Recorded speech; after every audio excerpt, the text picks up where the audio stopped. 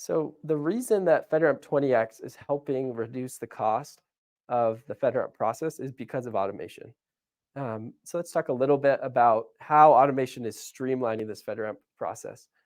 Like Sarah mentioned, I think the most important thing to consider is your organization DevSecOps forward thinking? This usually comes in the form of a shift left methodology where they say security and compliance is something that we do at all stages of our software development process. It's not just a team that we have that looks at everything at the end, but it's baked into our pipelines, to our change control process. It's part of the way that we do things. If that sounds like your organization, you are a good fit for FedRAMP 20X because that's exactly what they're looking for. If you are cloud native, you're a good fit. We've seen a lot of clients using tools like Wiz or Orca or similar cloud security posture management tools, which are able to get a lot of that evidence of your cloud environment for FedRAMP 20X. And so that's an example of automation working really well. Machine-readable documentation. So using OSCAL or a YAML file, something that is machine-friendly instead of a human-friendly Word document is the new requirement for 20X. And so if you're using a GRC tool like Paramify or like others that can produce OSCAL or YAML machine-readable files, you're in a good place to work on 20X. If you're managing your SSPs manually in a Word document, there'll be some lift and some modification needed for you to get that state where you can do a machine-readable file.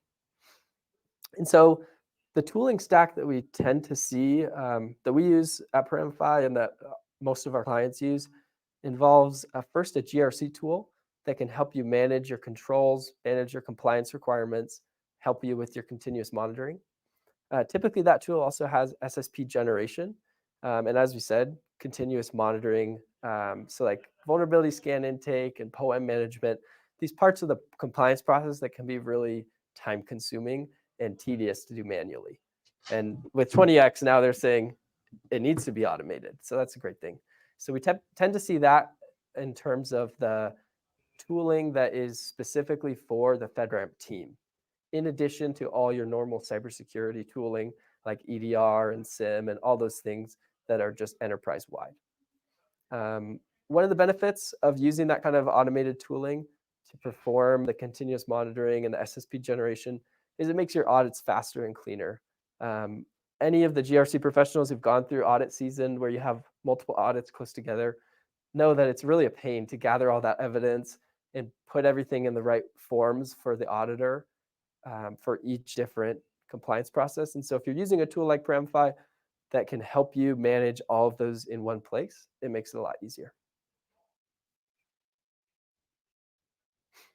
Yeah, so this is just a quick view of what the Paramify platform looks like. We have dashboarding, issue tracking and management, evidence collection, and automated evidence validation. We try to be focused a lot on the transparency that's needed to make risk-based decisions.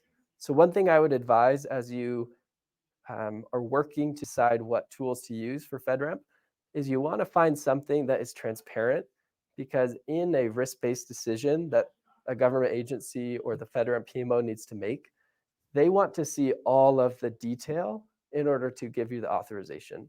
And so a lot of tools will give a green check mark, which is wonderful, and for a lot of, if you're just doing a third-party risk assessment, sometimes that's sufficient to just have a green check that says we do this.